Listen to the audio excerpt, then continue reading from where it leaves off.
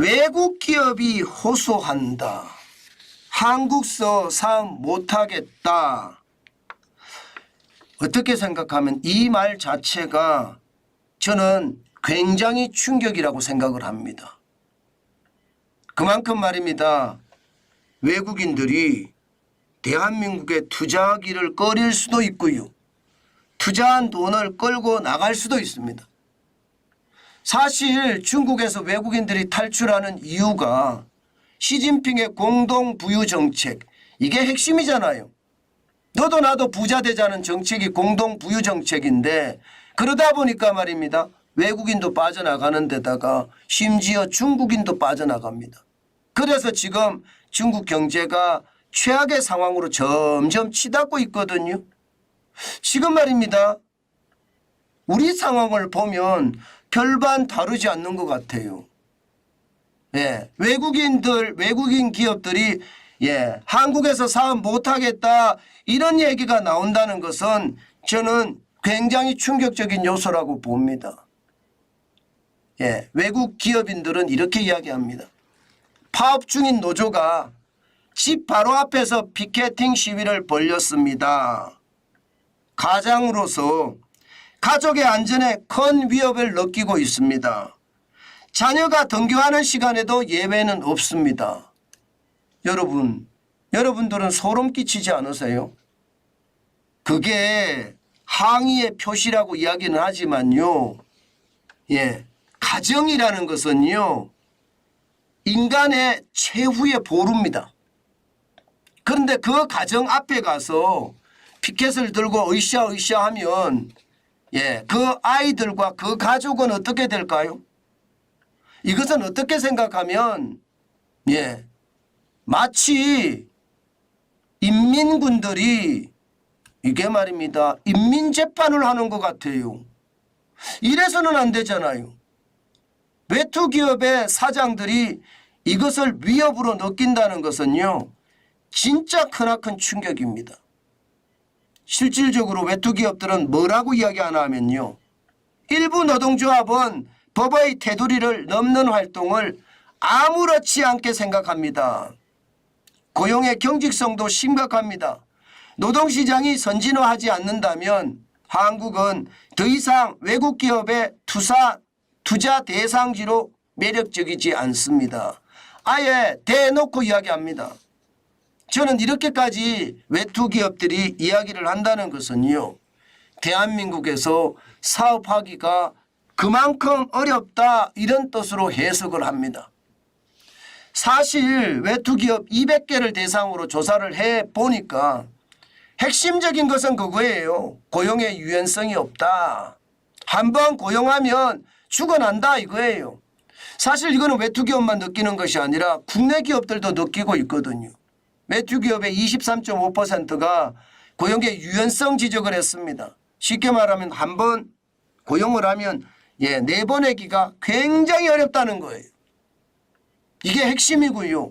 두 번째는 노사법치주의가 확립이 안 됐다. 21.5%인데 앞서 제가 말씀드린 것처럼 가정집, 인간의 최후의 보루라고 이야기하는 가정집 앞에 가서 피켓 시위를 한다는 것, 이것은 어떻게 생각하면요.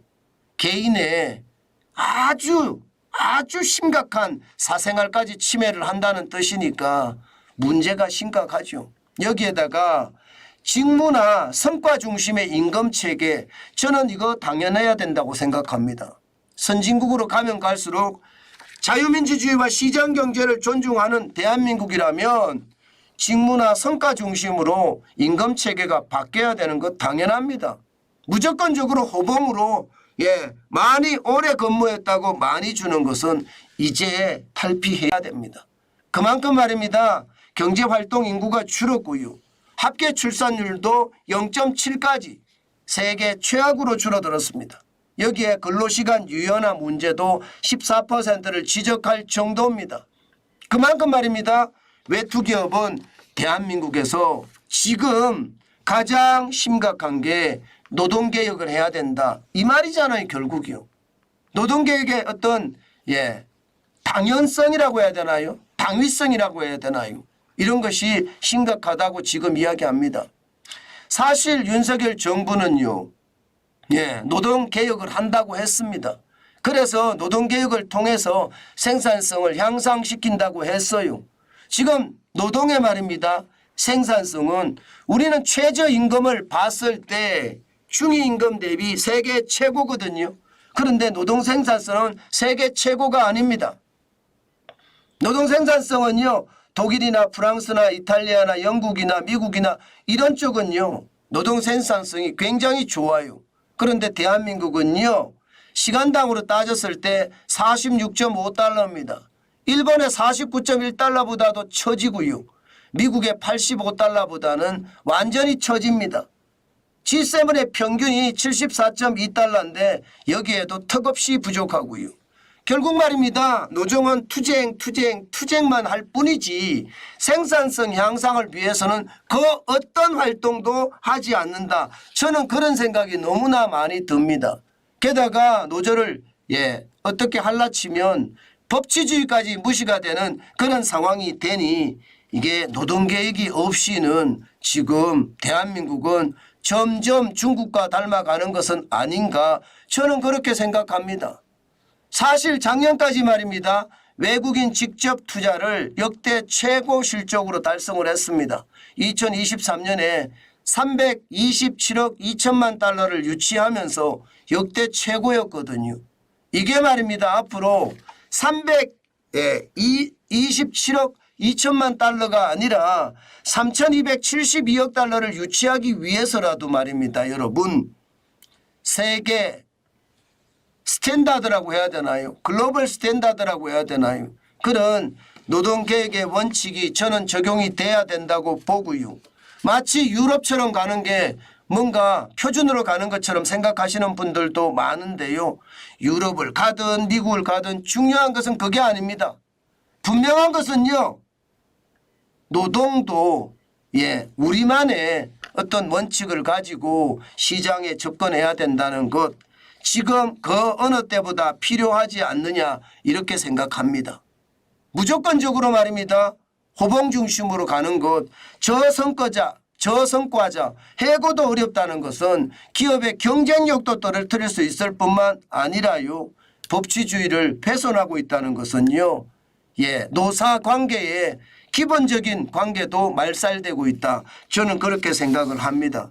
저는 윤석열 대통령이 분명히 말입니다. 노동개혁을 한다, 연금개혁을 한다, 이렇게 교육개혁을 한다, 계속 이야기를 해왔습니다. 2년 동안 거의 허송세월을 보냈지만 제일 중요한 것은요, 지금이라도 저는 노동개혁에 나서야 되는 것, 그래야 대한민국의 100년 대계가 만들어지는 겁니다. 서로 노와 사가 양보할 거는 하고요, 또 받아들일 건 받아들이면서 상생하는 기운을 만들어내는 것, 저는 굉장히 중요하다고 생각을 합니다. 그중에 어떤 것보다 실사구시가 당연히 적용이 돼야 된다고 봐요. 합리적인 생각을 하고 객관적인 선택을 할 수 있는 노사관계가 저는 정립이 돼야지, 지금처럼 말입니다. 일방적으로 기울어진 운동장이 돼 있다면 저는 노사관계도 더 어려워질 거다. 여기에다가 외국인 투자자들도 그만큼 많이 하지 않을 거다, 그런 생각하게 되거든요. 사실 요즘 주식시장을 보면 좀 겁나요. 외국인들의 어떤 동향 자체가 말입니다. 작년 8월부터 보면 외국인들 쭉 빠졌거든요. 주식시장에서 보면 실제로 이렇게 빠지고 있습니다. 11월 12월은 공매도 전면 금지가 되고 나서 쇼커버링이라고 가지고 있지 않았던 주식을 팔았으니까 이제 주식 사서 대갚아야 되는 그런 쇼커버링이 일어났을 뿐이지, 1월에 지금 1조 7,344억 원까지 파는 것을 보면 외국인들의 동향 심상치 않다고 판단해야 됩니다. 지금처럼 말입니다. 시진핑이 공동부유를 외치면서 외국인들이 다 탈출하는 그런 모습, 한국에서도 저는 일어날 수 있다고 생각합니다. 말은 말입니다. 말은 공동부유란 말을 쓰지 않지만 사실상 기업하시는 분들에게 물어보면요, 노조 때문에 장사 못하겠다예요. 노조 때문에 사업 못하겠답니다. 이거 제대로 만들어야 되는 것 아닐까요? 왜 노조가 일부러 욕을 먹어야 되나요? 노와 사는 함께 가는 동반자거든요. 그런데 노조 때문에 못하겠다는 말이 나온다는 건 어쩌면 말입니다. 우리 시장에 엄청난 위협이 지금 존재한다. 저는 그렇게 봅니다. 여러분, 함께 상생한다는 게 참 어렵습니다. 그러나 그 상생이라는 게 달성만 하면요, 이게 함께 좋은 열매를 따먹을 수 있는 최선의 시나리오가 된다는 것, 저는 여러분에게 몇 번에 걸쳐서 말씀을 드렸습니다. 저는 그런 일이 우리나라에서 멋지게 발생을 했으면 좋겠습니다. 그만큼 말입니다. 노와 사가 함께 가는 대한민국이 됐으면 좋겠다, 그 말씀입니다.